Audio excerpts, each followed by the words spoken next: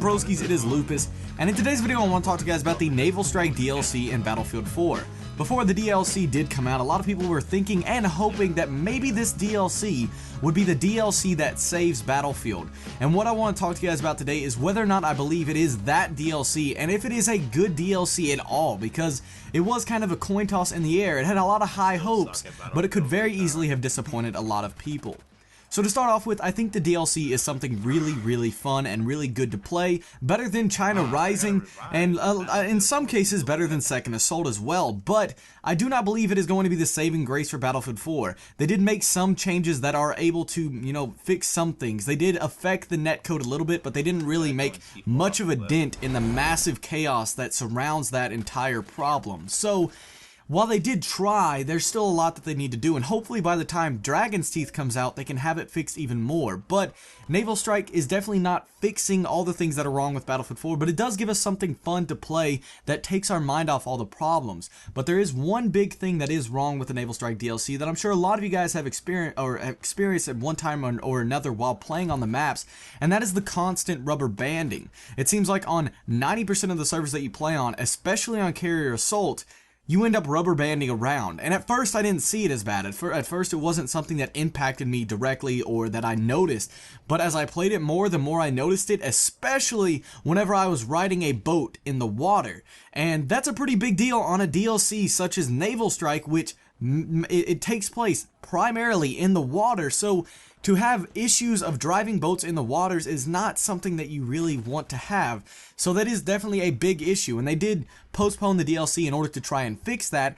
And I did play the DLC a little bit on the Xbox One, which I will say the rubber banding is way worse on the Xbox One than it is on the PC. As I've said in the past, the PC does have a little bit of a better system at getting around the rubber banding issue, but on consoles such as the Xbox One, it is a major issue that really does need to be paid attention to, and they need to fix it. They need to account for what they've done and try and fix it, because it's something really bad that definitely needs a fix within the game.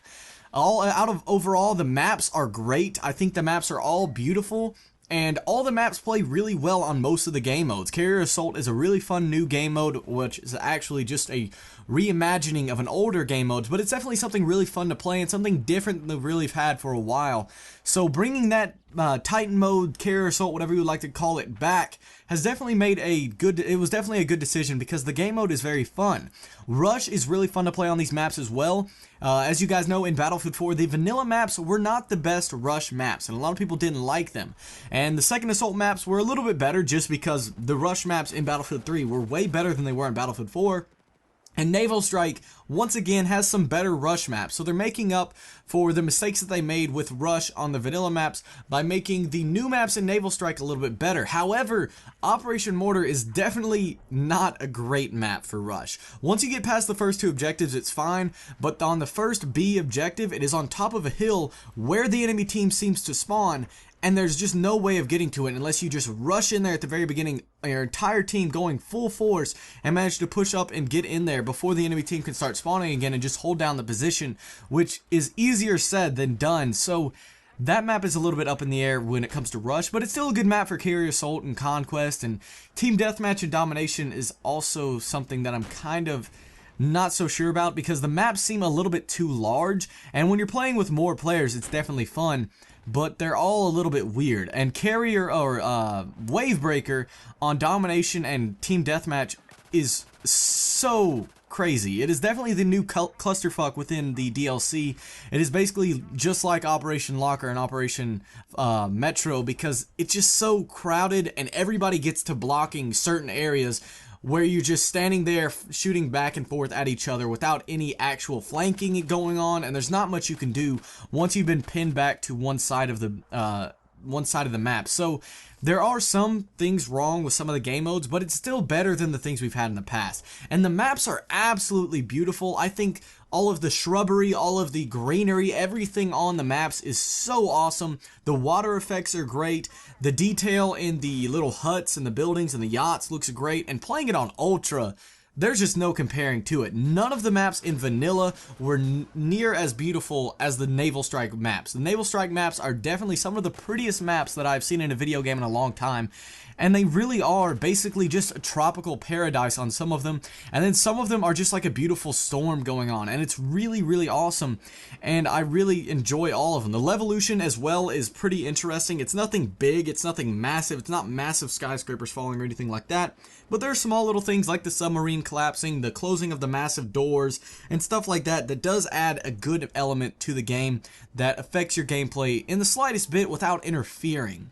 Another thing I wanted to talk to you guys about is the weapons within it, because I'm sure a lot of you guys on console did not get them until when the DLC came out. I was lucky enough to be playing with them a little bit before the DLC came out, seeing as I did have my PC for about a week or two beforehand, and the weapons are really good. Overall, the weapons definitely dominate in each of their categories, and except for the AR-160, it's kind of... It's good, but it's not exceptional compared to all of the other weapons in the assault rifle category. And the SR-338 is kind of something that you either feel good with or you feel like it's awful. And I'm one of those people that doesn't feel too good about it, because it's kind of like a DMR, but the accuracy is weird. The accuracy is really weird because at the third shot, it seems to deviate in a random direction when you are pulling the trigger rapidly. So you have to be very cautious with your shots, and if you are cautious and you have a decent amount of time between each of your shots, they will be on target and very accurate and have less bullet drop than DMR as well. However, the gun is not near as powerful as the bolt action sniper rifles, and it doesn't really fit in the sniper rifle category, so I wish they would have just put it in a DMR category. The SW40 is one of the best pistols in the game. It's so fun to use, it's so effective, and if you are a fan of the MP412 Rex or the 44 Magnum from Battlefield 3, definitely try out that pistol. The SR2 right now is my favorite gun in the game. I absolutely love using that weapon, as you will see in the gameplay in the background. And the gun is just, it's really good. It has low recoil, high firing rate, decent capacity magazine, and even though a lot of people they really frown upon shooting at range, it's still, you can get the job done if you know what you're doing, and I really enjoy using the weapon. The AWS, or the AWS, putting the AWS in awesome, is also probably the best LMG in its class. While it did receive a nerf that added a little bit to the recoil, it's nothing too big. It still has low recoil, a high capacity magazine, and a high firing rate, and just overall really, really accurate. It's one of the most accurate LMGs, or the most accurate LMG, and it performs more like an assault rifle than it does most of the LMGs, and it's just really, really, really good. The AR-160, as I said, is exceptional in certain categories, and it seems like the netcode on the gun is a little bit better than the rest. Like, I don't know how to explain it, but when you're shooting someone, the bullets actually hit. And while it isn't extremely good damage-wise, or high firing rate, or fast reload, anything like that, it just has something about it that makes it a very effective weapon in most scenarios when you are using it. Overall, I think the Naval Strike DLC is really awesome. From the maps to the game modes to the weapons, it's definitely a really good map or DLC map pack for Battlefield 4, but I don't really know if it's going to be the saving grace, because they do need to fix the netcode, they need to fix other things, they need to increase the tick rate, all kinds of stuff like that in order to fix the game before they push all these DLCs out at us, because the problems that we're still presented with kind of take away the fun from it. Because if the game was perfect, if we didn't have to deal with crappy netcode, we didn't have to deal with a low tick rate, and we didn't have to deal with rubber banding, this DLC would be amazing, and there would be no doubt in anybody's mind how awesome the DLC is. And really, they just need to focus on the things that are already at hand before they come out with the next DLC, Dragon's Teeth, and end up ruining it. That's all for today's video. I hope you guys did enjoy. If you guys did, be sure to like and subscribe if you haven't already. I would love to hear your opinions on the Naval Strike DLC in the comment section down below. But as always, this has been Lupus, and I will catch you guys in the next one.